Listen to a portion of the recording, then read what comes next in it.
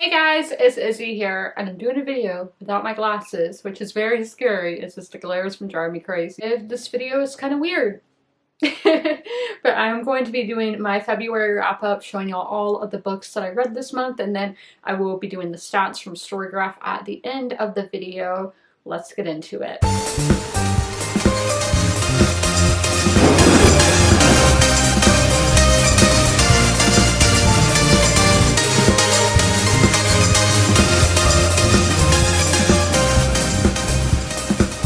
We're going to be going from the one I finished most recently. That is The Dark Queens by Shelley Puhak, and subtitle is The Bloody Rivalry That Forged the Medieval World. I got this book for Christmas. I don't know if it was this year or last year. I was so intrigued. I read this at the right time because I've been so fascinated by what was happening in Europe after the fall of the Western Roman Empire. Yes, it's the Dark Ages, but stuff had to be going on, and stuff was going on. So the 6th century's been my current hyperfixation, and this book fed me a lot for that. I learned so much about these two women, Brunhild and Fredegund, who, as it says, they forged the medieval world, and I didn't learn about them in school. I've never learned about them in anything until I heard about this book. But they're pretty much forgotten. But so many of our tropes in fantasy, like the evil stepmother, getting beheaded by a trunk, all those stem back to these two women, and so many other things as well. So many popular characters throughout history all stem back to these stories. And it's so interesting how that works out, about how history can be erased in a sense, because there's so much we still don't know about them. And oh my gosh, it just makes my mind think so much. I did not give this a 5-star though, because I did have such a hard time understanding it. I was having to go back and read paragraphs again, and eventually I started the book all over, started following along with the audiobook, and that did make it somewhat better for me. And then the ending was a tad bit rushed, so I couldn't give it a full 5-star. In the month of February, I did focus on reading romance, and last week I did like a whole hockey themed blog. I read some hockey books and went to a hockey game, but one of those books was Mr. Hockey by Leah Riley.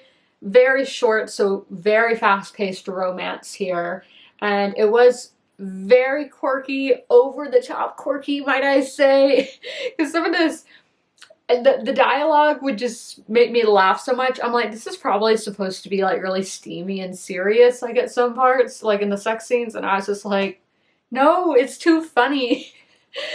And so I did have an enjoyable time, but I do have a lot of questions after finishing this. Like, one of our big things, like some stuff gets leaked out, and I'm like, who did it?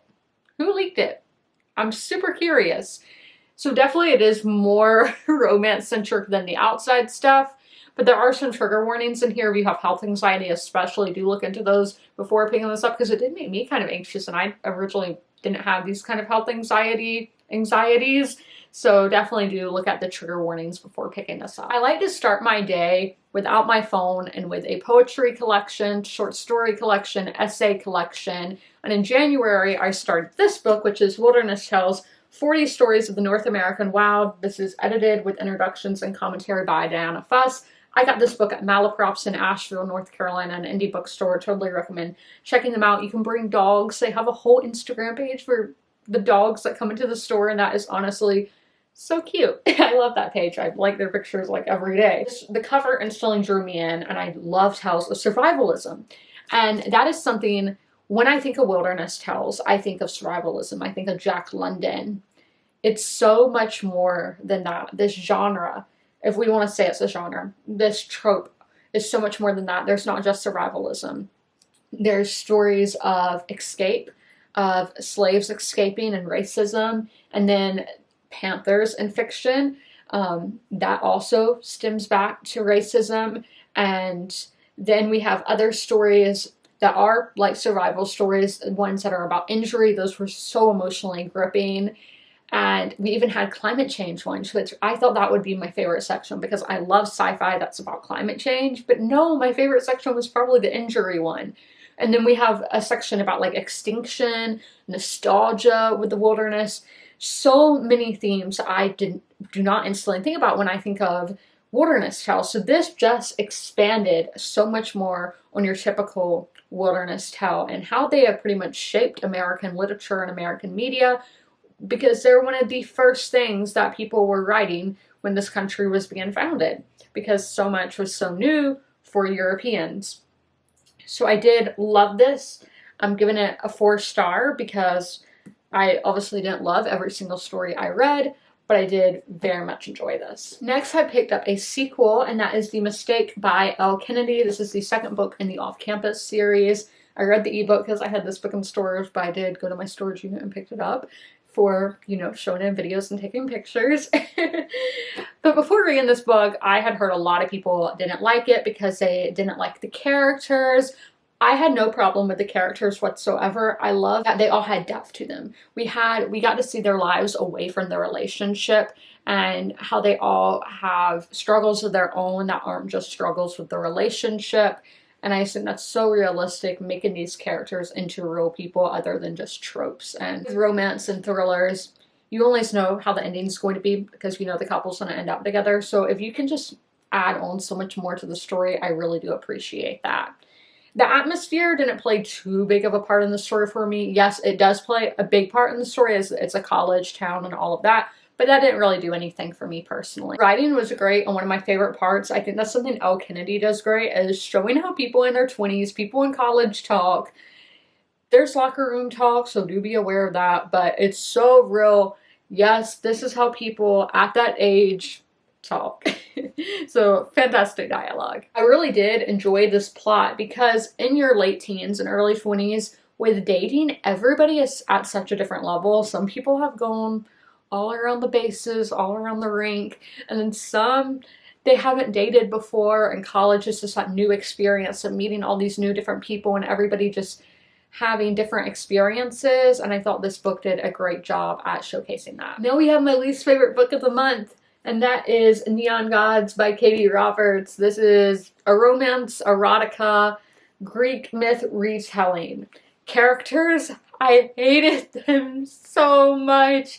Persephone is our main female character. She's a socialite, basically a Kardashian in this world, and she acted 10 years younger than she is. She's my age, 24, and she acted like a 14-year-old. She acted like a teenager. And then Hades, who is the love interest, he babied her so much. And I personally, I hate that. But I can read it in books because I know not everybody's like me. Everybody likes different things. But it was just over the top where he was like, "Did you eat today?" And was just like, "I have to carry you up the stairs because I don't want my floor to get messed up." What?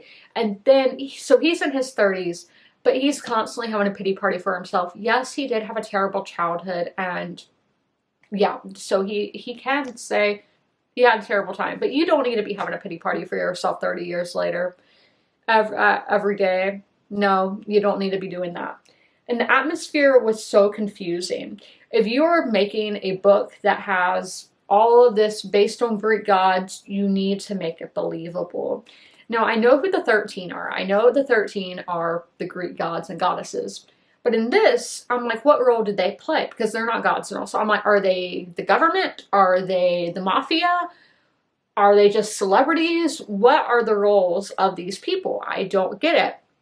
And this takes place in our real world because California's mentioned. Persephone wants to go to UC Berkeley, and I'm like, girl, I don't think you're smart enough to get into there. Maybe your money will get you in though. And Starbucks, Princess Leia, social media is all mentioned. But I'm like, where's Olympus? Because we're not in Greece, because they talk about Greek people and all of that. So I'm like, where are we and how? And that's the thing, Hades is so scared of like food supplies getting cut off to the lower city and all. And I'm like, if we're in the real world, can you just make an alliance with another country, another city? You would think even the bad guys have alliances in the real world. So there was just a lot illogical things that I had a lot of questions about. And then the plot overall, I think this was good for a Persephone and Hades retelling. But I just had so many other questions, so that didn't matter. I totally left out a book, and that is Devil's Cub by Georgette Heyer. This was also a sequel. I will put a picture on the screen because I did the ebook. This was a me problem. I read the first book in the series 2 years ago, back in 2022, And I thought this one, as it takes place 25 years later, it would be fine that I was reading 2 years apart. No. I was so confused, and the characters, I like the female characters, I like the scenes the female characters had together, and then the male characters were just all plotting, doing political things that I really wasn't intrigued by, and the romance between the two characters, I didn't feel chemistry like there seemed to be, but it just didn't come off the page at all. The atmosphere was exactly the same as the first book. They're going between England and France in the 1700s, maybe 1800s at this point, but that did nothing for me. The writing was so bad. It was so long and lengthy. We had paragraphs that went on for a page and a half, and I'm gonna be honest, I skimmed through that. I'm not about that. And the plot was basically the exact same as the first book in the series, of a guy who's like the bad guy, the bad boy, running away to France, might steal a girl on the way, and that causes drama because it's the 1800s or 1700s and scandalous. So this one just did nothing for me. Now we have Ice Planet Barbarians by Ruby Dixon. This is the first book in the Ice Planet Barbarians series. This was a pleasant surprise. I ended up loving this. I think I give it a 4 something. And basically we have our main character, Georgie, who is a human, and she is abducted by aliens with a lot of other human girls. She's so funny, and exactly how a 20-something-year-old woman would be in this situation. Spot on. And I love the dynamics of her with the other girls at the start of the novel. It literally reminded me of Orange is the New Black, because it was just comedic, even though they're in kind of this tough situation. They're being held hostage and being sold by aliens to other aliens. That does not seem like a good situation to be in. And then we have Vector, who is our alien. He is blue, he has a tail, he has horns, and a lot of other like parts of him that humans don't have or are just textured different than humans have. So you're like, how am I going to get on with this guy in a romance novel? Vector is such a caring person. He's very protective, and I think he's basically what human women want human men to be like. Just be protective, caring about his people, caring about her people, wanting to make sure that they're okay and survive. And I thought that was an interesting theme, that of it's basically essentially the dream man, but he's an alien. The atmosphere, I do have some questions, because we are out there in outer space on a planet that they crashed on that's called not Hoth, because they're not in Star Wars, but it's basically Hoth. And I just want to know, what are the consequences of me? And this is a 21 book series, so I'm sure I'm going to get answers. And that's with a lot of these that are in series, like Neon Gods, we might get answers in the next book. I don't know. So just know that series can get better. But I did have questions about the consequences of them crashing this ship, and are they in an empire? Like, what all is this? The writing was probably one of my favorite parts. The inner dialogue was so good, and it was just so funny and comedic, because this book is so out there, but it's so funny at the same time. And as I was saying about inner dialogue, a lot of these books I've talked about have lacked having that. It's just a surprise that this alien romance did have that. And I think the theme here is a trope that's like as old as time, like Beauty and the Beast, that you shouldn't judge somebody by how they look on the outside, or if you have a cultural barrier, language barrier, that you can find love or find friendship with somebody who is different than you. And it's not all about what somebody looks like on the outside. It's about how they are as a person. And as I said, Vector, he's a big blue guy, but he is this caring and loving person, alien, on the inside. Now we have one of my favorite books from the month, and that is Mustique Island by Sarah McCoy. This is a historical fiction, but set in like the 60s and 70s, so not that far back. But the characters, I loved seeing our main character, is it Willie Mae Michael. She was like a Texas beauty queen in the 1940s, and she gets married to this rich British guy who is over there training for the war. She goes back to England, and they have children, and all of that. And it's just how different her generation is from our kids' generation, which that always happens. That's life. But just think how different the 1940s are to the 1970s. So we have that divide. And then she grew up in a rural, impoverished household in Texas.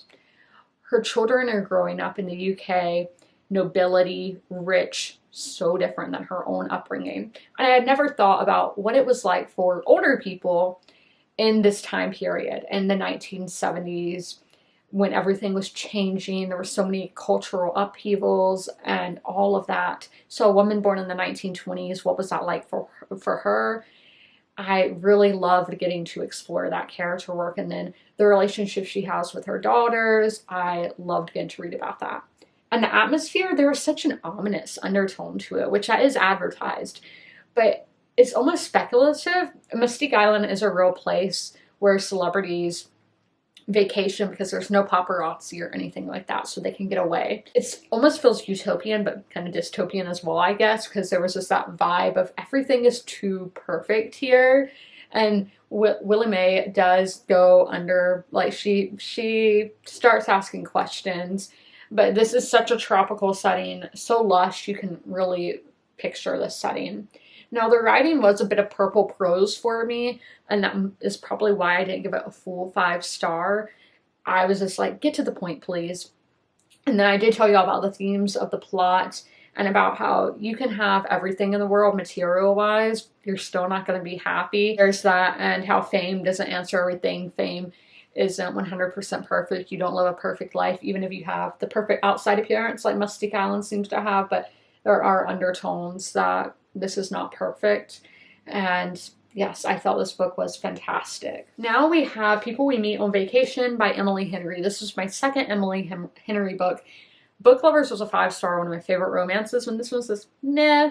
So our main character, Poppy, our female character, was very relatable. And then Alex, our male main character, I had no strong feelings towards him whatsoever. But I love the dynamics of their friendship, and I wish they would have stayed that, just friends. I could not feel romantic chemistry between these people whatsoever.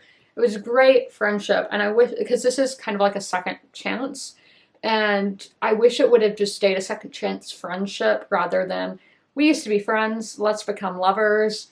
I think it would have just been so much better as a story of friendship rather than a romance. Atmosphere was really good and made me want to travel. The FOMO was real because Poppy is a travel writer, and I loved getting to hear about all these different places, some that I've been to, some that I haven't. I loved getting to read about those locations. My favorite was Tuscany, even if the characters didn't have a great time there. But my mind instantly goes to the Vancouver Island trip that they went on. I think that was their first trip together. That's the one my mind instantly goes towards. Great. The dialogue is one of the best things Emily Henry does. The banter between her characters is just so good. I love banter and romance. And I guess I do in friendship as well. And that being said, it went by really fast, even though this book is kind of thick. It's nearly 400 pages, but it went by super fast, so it was super readable. The plot is where this lacked. I was bored. The intrigue wasn't there. I didn't believe in the romance. None of that gripped me. So overall, this was just a meh book, and I'm probably going to be unhauling it. Now we have a very popular book, a booktube favorite, but I think it's overhyped, and that is The Spanish Love Deception by Elena Armas. Let's talk about our characters. Lena, she was so quirky and said things that nobody says. Nobody talks like that. And nobody talks about or talks like Aaron either. He was a robot. They even went on to call him Mr. Robot. So he was meant to be written like that. But no, people, they don't talk like this. These characters did not feel real to me at all. The atmosphere was pretty cool as they do go to the north of Spain for Lena's sister's wedding. And I had never thought about the north of Spain before. My personal Spanish ancestry comes from the south of Spain. So this was a completely new setting for me. And I really got immersed into the Spanish culture, and I really did like that element of the book. Stated before, the dialogue was very outlandish. People don't speak like that, but the prose, it was fine. It was just a fine old time with the writing. My camera died, so I'm sorry about the change in angles, and now my dog's barking, and everything is so hectic. But back to The Spanish Love Deception. I'm usually not a fake dating person, but in this situation, it did feel realistic, even if I do think the characters could have gone down different avenues. Now we have Archer's Voice by Mia Sheridan. This is the last book in this video. So it's rare that romance authors can make their characters three-dimensional and have backstories and have lives outside of the romance. But this author did, and she did a really good job, so I will be picking up her future books. But Archer, our main character, he was just very possessive, and thinking about this relationship, I do think it's kind of toxic. I would have so much anxiety if I was the girl that I don't know how I feel about that. Now that I'm sitting here and thinking about it, it's just, yeah, how possessive he was. I'm my own person. I'm an independent person. Not really, but in relationships, I'm an independent person and just cannot be in this one. It would be overwhelming and suffocating for me. So if you do like small town romance, the atmosphere is perfect. This is in a vacation town in Maine, so we see it during the season and during the off season, and I really did like that part. Author did a great job at portraying the emotions and how you're supposed to feel in a scene, so that part of the writing was really good and just really made it come off the page. The book did feel pretty lengthy though, and I do think it could have been diced down about 80 pages or so. Great character work did make me intrigued by the plot, but there were a few points that did feel a little over dramatic, but since I did really enjoy the character work and everything else about the book, it didn't hinder my reading experience at all. This book, and I highly recommend it. So since my battery is low and all that, I'm just going to include screenshots from my story graph so you guys can see all the stats for February. But I hope you guys enjoyed this video. If you made it all the way through, leave a heart emoji in the comments below. And as always, comment, rate, and subscribe. And don't forget to ring that notification bell to be notified when all my videos go live again. I'm sorry that this last part of the video was so hectic and fast-paced because of my camera issues, but I hope to see you in the next video. Bye!